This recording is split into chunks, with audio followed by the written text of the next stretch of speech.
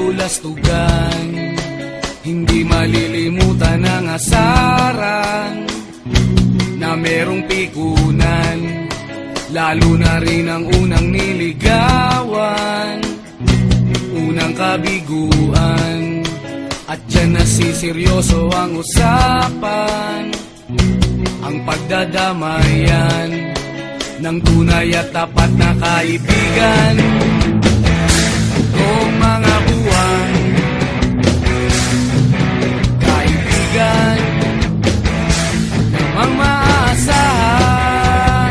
Oh, di na tayo babata, ika'y may di nahahalata sa mga trip unti-unti na tayo nagsasawa. Pero kahit ganon, barkadang matatag hanggang sa ngayon.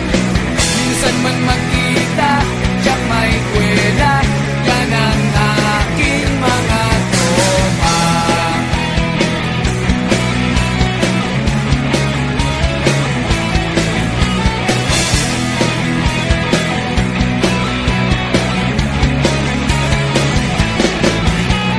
Inuman na pang magdamagan, minsan inaabot pa ng ayaan, na kung saan-saan, na para bang walang kinabukasan at kahantungan.